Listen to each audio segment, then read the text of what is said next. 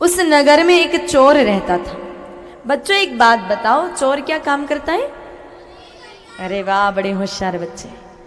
चोर था और चोरी करने का काम करता था, और उसको चोरी करना भी उसके गुरुजी ने सिखाया था।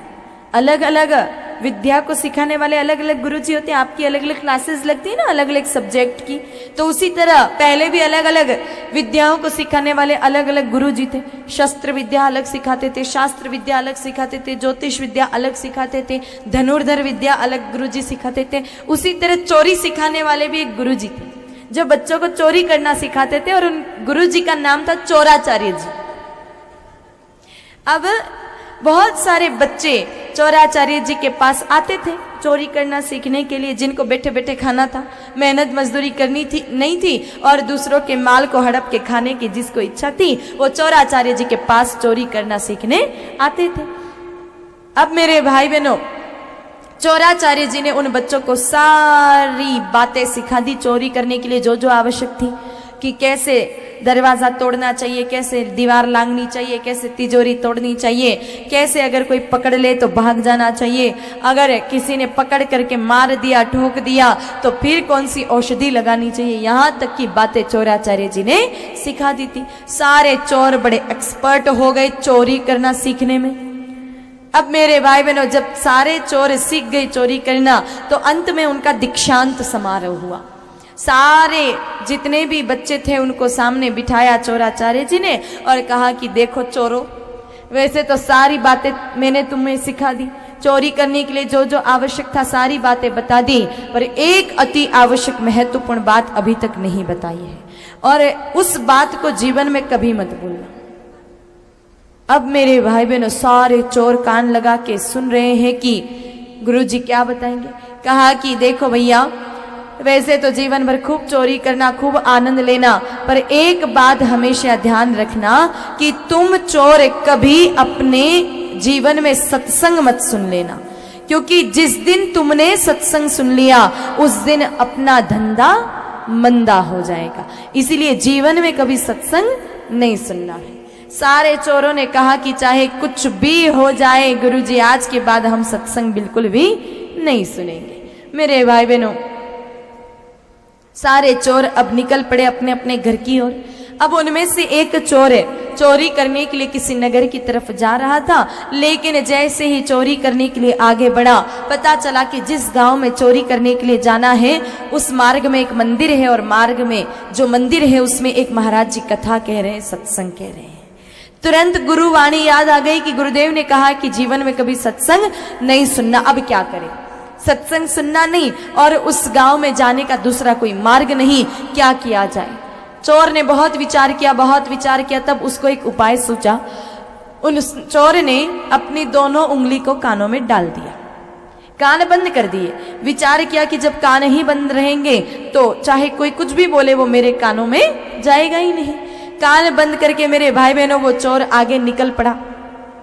जैसे ही चोर आगे गया, मंदिर के पास पहुंचा, उसी समय उसके पैर में एक बड़ा सा जहरीला कांटा चुभ गया, क्योंकि होई सो वही जो राम रची राखा, धेनु रची राखा। अगर गैया मैया किसी पर अपनी कृपा बरसाना चाह ले तो परिस्थितियां चाहे कितनी प्रतिकूल क्यों ना हो, विपरीत क्यों ना हो, वो अनुकूल बन ही जाती हैं। कांटा चुभ गया तो थोड़ी देर तो लंगड़ा लंगड़ा के चला, लेकिन अधिक देर तक वो चोर बेचारा चल नहीं पाया, क्योंकि कांटा बड़ा जहरीला है। खूब दर्द हो रहा है, अपार पीड़ा हो रही है। आखिरकार मेरे भाई बहनों, मजबूरी में एक हाथ हटाया और पैर में से जो कांटा था उसको निकाल दिया। जैसे ही हाथ हटाया, उसी समय महात्मा जी के कुछ शब्द उस चोर के कानों में पड़े। महात्मा जी कथा में कह रहे थे कि करुणा करो दया करो, करुणा करो दया करो, करुणा करो दया करो। इतनी सी बात उस चोर ने सुनी कि करुणा करो और दया करो। चोर आगे निकला। जैसे ही थोड़े आगे गया चोर, उसने देखा कि आगे एक गाय माता जी है और गैया मैया के पीठ पर एक घाव हो गया है, और गैया मैया के उस पीठ के घाव में बहुत सारे कीड़े पड़ गए हैं। मेरे भाई बहनों, सारे कीड़ों को एक एक बीन बीन करके और बाहर निकाला उस चोर ने। जा तो रहा था चोरी करने के लिए, लेकिन सत्संग के शब्दों का प्रभाव ऐसा पड़ा कि उसके हृदय में करुणा जग गई, दया जग गई। क्योंकि मेरे भाई बहनों, जो महात्मा जी कथा कहने वाले थे ना, वो बड़े सिद्ध थे, और सिद्ध पुरुष कुछ भी कह दे उसकी वाणी कभी मिथ्या नहीं हो सकती है। तो सिद्ध कौन? हम किसको कहेंगे कि ये सिद्ध है? स्वयं आचरण करके सामने वाले को उपदेश देवे वो सिद्ध। कई सारे लोग होते हैं जो स्वयं पालन नहीं करते, लेकिन फिर भी खाली फोकट की राय तो दे ही देते हैं। रायचंद जी की कोई कमी नहीं है इस दुनिया में, लेकिन ऐसे रायचंद जो कि फिर कोई बात भी नहीं मानता है। आप स्वयं विचार करें, अगर कोई डॉक्टर आपके सामने 2 रसगुल्ले के डिब्बे चट कर जावे और आपको कहे कि मीठा खाना अच्छी बात नहीं है, स्वास्थ्य के लिए हानिकारक है, बोलो ऐसे डॉक्टर की बात मानोगे क्या? नहीं मानेंगे। इसीलिए जीवन में हम जो भी उपदेश दे रहे हैं, पहले विचार करें कि स्वयं अपने जीवन में उसका आचरण हो रहा है या नहीं हो रहा। जब आप स्वयं आचरण करके और फिर सामने वाले को उपदेश देंगे, निश्चित वाणी का प्रभाव पड़ेगा, वरना वाणी सिर्फ विलास बन करके, मिथ्या बन करके रह जाएगी। तो मेरे भाई बहनों, जब उन महात्मा जी ने सत्संग सुनाया, चोर ने सुना, उसका हृदय परिवर्तित हो गया, दया जग गई, करुणा जग गई। गैया मैया के पेट में से जितने भी कीड़े थे सबको निकाल दिया और उस पर पास में जो जड़ी बूटी थी उसको उखाड़ के, कूट करके, बांट करके, मलहम बना करके लगा दिया। क्योंकि चौराचार्य जी ने सिखाया तो था ही कि अगर कोई चोट लग जावे तो कौन सी औषधि इस्तेमाल करनी पड़ती, ज्ञान तो था ही औषधियों का। अब मेरे भाई बहनों, गैया मैया का उपचार करके वो चोर वापस अपने घर पे चला गया। वापस चोरी करने नहीं गया, धीरे धीरे धीरे समय आगे बढ़ा और मेरे भाई बहनों, एक दिन उस चोर की मृत्यु हो गई, चोर मर गया। जैसे ही चोर मरा, यमराज जी के दूत उसको लेने के लिए आए और पकड़ करके ले गए और यमराज जी के सामने खड़ा कर दिया। यमराज जी ने चित्रगुप्त जी से कहा कि चित्रगुप्त जी खोलो खाता, देखो कि कैसे कर्म किए, अच्छे कर्म किए, भले कर्म किए हैं तो भेजेंगे स्वर्ग में और नहीं तो भेज देंगे नरक में। और याद रखना मेरे भाई बहनों, वहां पर तो सबका हिसाब एकदम क्लियर लिखा हुआ है।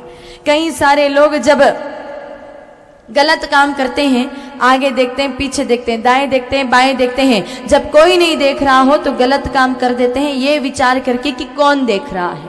याद रखना, कोई देखे ना देखे, अपनी ये दोनों आंखें तो देख ही रही है ना हम जो गलत काम कर रहे हैं वो, और हमारी ये दोनों आंखें भगवान के कैमरे हैं। हम जो भी गलत काम करेंगे वो सीधा ठाकुर तक तो पहुंचना ही पहुंचना है। और चित्रगुप्त जी का कंप्यूटर भी बड़ा हाईटेक है, कुछ भी उनसे छुपेगा नहीं, इतना हाईटेक कंप्यूटर है उनका। और कभी वो वायरस भी नहीं आता, क्योंकि बहुत सारे एंटीवायरस लगा रखे हैं चित्रगुप्त जी ने। तो जो कुछ गलत काम करोगे वो सीधा वहां तक तो पहुंचना ही पहुंचना है। तो मेरे भाई बहनों, चित्रगुप्त जी से कहा कि खोलो भाई खाता, देखो कैसे कर्म किए हैं। अब जैसे ही चोर का खाता खोला, हर पन्ने पर बस चोरी चोरी चोरी और चोरी, एक भी अच्छा काम उस चोर के खाते में नहीं था। तो भेज दिया उसको, निर्णय सुना दिया। यमराज जी ने कहा कि भेज दो इसको नरक में। इतने में चित्रगुप्त जी ने रोका, कहा रुको रुको रुको महाराज, एक पुण्य इसने अपने जीवन में किया है। कहा अब जीवन भर इतना पाप करने वाला इंसान एक पुण्य कर भी ले तो उससे क्या फर्क पड़ जाएगा। कहा लेकिन फिर भी महाराज जी सुन तो लो कि इसने क्या किया है। कहा वैसे तो जीवन भर बहुत पाप किए, खूब चोरियां की, लेकिन एक बार घायल गाय माता जी के पेट से कीड़े निकाल कर उस पर मलहम पट्टी लगाई, बस एक अच्छा काम इसने अपने जीवन में किया है। इतना सुनते ही मेरे भाई बहनों, यमराज जी जो कि फैसला सुना चुके थे कि इस व्यक्ति को भेज दो नरक में, उन्होंने अपना फैसला परिवर्तित कर दिया, बदल दिया। उस चोर को कहा कि भैया तुम्हारे दोनों अंगूठे मुंह में डालो। जैसे अंगूठे मुंह में डाले, अंगूठों समय ही मेरे भाई बहनों गाय माता जी के दूध की धार फूट पड़ी, और जैसे ही गैया मैया का दूध पिया, सारे पाप गैया का दूध पीने से धुल गए। वो चोर पवित्र हो गया और उसको नरक में भेजते भेजते भेज दिया स्वर्ग में। अब विचार करना कि जीवन भर चोरियां की, लेकिन एक अच्छा काम कर दिया गौ सेवा का, तो चोर के प्राण जाने से बच गए। तो थोड़ी थोड़ी गौ सेवा हम अपने जीवन में करें तो निश्चित हमारा भी कल्याण होगा। तो मेरे भाई बहनों,